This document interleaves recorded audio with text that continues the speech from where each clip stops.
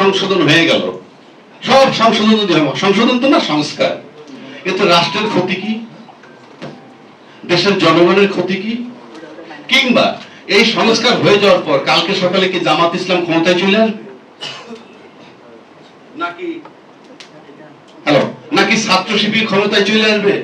নাকি ছাত্র লীগ ক্ষমতায় চলে আসবে? ক্ষমতায় আসার সাথে এই সংস্কারের সম্পর্কটা কি? তাহলে আপনারা বাস্তবায়ন করতেছেন না কেন? এইটা যদি, এই সংস্কারগুলো যদি হয়, রাষ্ট্রের ক্ষতি নাই, জনগণের ক্ষতি নাই, বিদেশের সাথে আমার সম্পর্ক নষ্ট হবে না, তাহলে সংস্কারটা করতে সমস্যাটা কোথায়? সমস্যা এক জায়গায়, সেটা কি? আপনি কুক্ষিগত করবেন সব, intention is not good. But আইনের ভাষায় কি বলে? আপনি একবার মেনে নিছেন, মানুষকে প্রতিশ্রুতি দিয়েছেন, আমরা এটা মেনে নিলাম, সেই মোতাবেক আপনারা গণভোট করেছেন। এই যে প্রতিশ্রুতি দেওয়া, আমার কাছে মনে হয় শিশির মনির বলবে, ব্যারিস্টার ফুয়াদ আশা সে বলবে, একবার যদি আপনি প্রতিশ্রুতি দেন, সেখান থেকে আপনি আর ফিরে আসতে পারবেন না।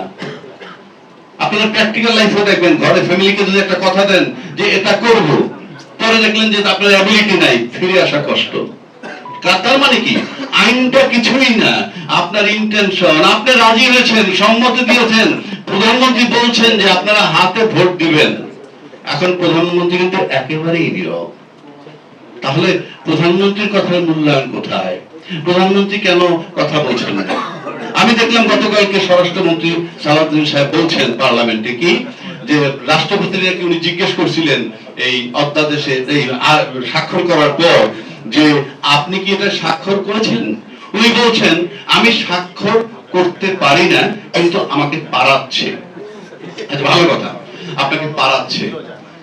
আপনি বলেন একজন রাষ্ট্রপতিকে কে বাধ্য করলো এই স্বাক্ষর দিতে?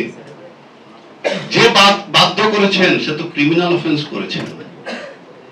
ক্রিমিনাল অফেন্স যদি করেন, স্বরাষ্ট্রমন্ত্রী পার্লামেন্টে দাঁড়িয়ে যদি বলেন, তাহলে তাকে কেন জিজ্ঞাসাবাদ করে আইনের আওতায় আনা হচ্ছে না? এক। দুই, রাষ্ট্রপতি শপথ নিছেন আমি সকল রাগ অনুরাগের ঊর্ধ্বে থেকে আমি কাজ করব, সংবিধান রক্ষা করব, এবং কিছুদিন আগে উনি এটাও বলেছেন আমি জীবন দিয়ে হলে সংবিধান রাখবো। তাহলে আপনি এই যে স্বাক্ষরটা করলেন, ভায়োলেশন অফ কনস্টিটিউশন। যদি আপনার স্বাক্ষর দেওয়ার রাইট না থাকে, তাহলে আপনি স্বাক্ষর করলেন কার হুমকিতে, কার ভয়ে? সেটা আপনি পারেন কিনা, এবং রাষ্ট্রপতি ক্ষমতায় থাকতে পারেন কিনা, তার যোগ্যতা নিয়ে প্রশ্ন আসছে। আপনি কি রাগ অনুরাগের ঊর্ধ্বে থাকতে পারছেন কিনা, কিংবা পারবেন কিনা? সে বলতে পারে কিনা? সবই বলে না, যেভাবেই যান। সুতরাং এটা একটা বিরাট কোশ্চেন মার্ক। বা এটা একটা রাষ্ট্র, এটা সমিতি না, একটা ক্লাব না যে আপনার যেভাবে মন চায় সেভাবে চালালেন।